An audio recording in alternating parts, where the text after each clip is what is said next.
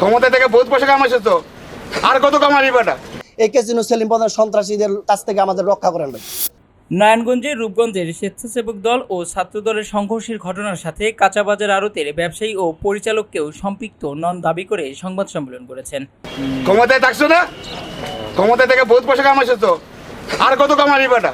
সে আমাদের বিভিন্নভাবে পান্নাসের হুমকি দিচ্ছে আমাদের। এখানে একদল লোক মাদক বিরোধী, চাঁদাবাজ বিরোধী, সন্ত্রাস বিরোধী একটা মিছিল দিতে গেছিল। ওই মিছিলের মধ্যে সেলিমের কথিত সন্ত্রাসী বাহিনীরা অতর্কিত হামলা করে এবং হামলা করে তাদের দুই গ্রুপে একটা সংঘর্ষ হয়। এই সংঘর্ষের সাথে আড়তের কোনো কর্তৃপক্ষ জড়িত নয়। আমরা আড়তের মধ্যে কোনো চাঁদাবাজি, অরাজকতা, বিশৃঙ্খলা আমরা চাই না। ক্যাসিনো সেলিম প্রধান আপনারা জানেন, সে কথাকথিক বিশাল বড় ডন, বাংলাদেশের মধ্যে সে নিজেকে ডন দাবি করে। সে চাচ্ছে এই কর্মসংস্থান দূর করে আড়তের মধ্যে চাঁদাবাজিকে লুটপাট করে এই আড়তকে ধ্বংস করার জন্য। আড়তের বৈধ 10 বছর চুক্তি আছে, আমরা এই মেয়াদ পর্যন্ত থাকতে চাই এবং তার ভাড়া সে অস্বীকার করে, তার এটা অবৈধ। ভাই যদি এটা অবৈধ হয় তাহলে সে কেন আমাদের কাছ থেকে ভাড়া নিত 7.5 লক্ষ টাকা করে? এই ডোবার মধ্যে ভাই আমরা বালু বালাইছি, তো এতদিন সে আমাদের বলে না কেন, হঠাৎ আইসা কেন বলেছ ভাই?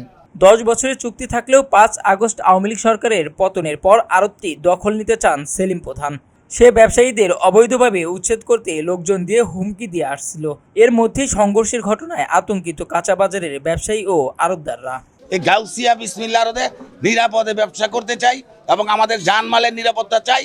আমরা আপনাদের কাছে আকুল আবেদন জানাই, তারা সুষ্ঠুভাবে যেভাবে এই বাজারটা আমরা কষ্ট করে এতদিন এই পর্যায়ে নিয়ে আসছি, আমরা এখন সুফল ভোগ করার জন্য আমরা এখানে আসি।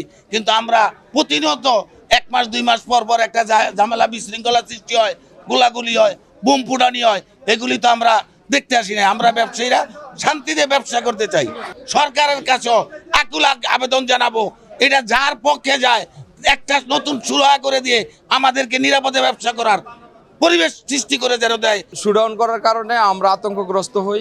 এই শুডাউনের পরিপ্রেক্ষিতে কিছুক্ষণ পর আমরা দেখলাম যে এখানে মারামারি, কাটাকাটি, দৌড়াদৌড়ি, বোমাবাজি, গোলাগুলি এরকম চলছে। আমরা দিক বিদিক ছুটে যাই, ব্যবসায়ীরা এবং আমার পাইকারদের, ব্যাপারীরা সবাই নিরাপত্তাহীনতায় ভুগে আমরা ছত্রভঙ্গ হয়ে বাজার ছেড়ে চলে যাই। কিছুদিন পর পর এরকম বোমাবাজি, গোলাগালি, দখলদারিত্ব এগুলো আমরা এখানে দেখতে চাই না। গত মঙ্গলবার এই কাঁচাবাজারের দখল নেওয়াকে কেন্দ্র করে বিএনপির স্থানীয় 2 গ্রুপের মধ্যে সংঘর্ষের ঘটনা ঘটে। এ সময় মোটরসাইকেল ও গাড়িসহ একটি বাড়িতে অগ্নিসংযোগ করা হয়। সংঘর্ষে গুলিবিদ্ধ সহ আহত হয়েছেন অন্তত 25 জন। এ ঘটনায় জড়িতদের বিরুদ্ধে মামলার পাশাপাশি গ্রেপ্তারের অভিযান চলবে বলে জানায় রূপগঞ্জ থানার ওসি লিয়াকত আলী। খবরের কাগজ, নিখাত, নির্ভীক, নিরপেক্ষ।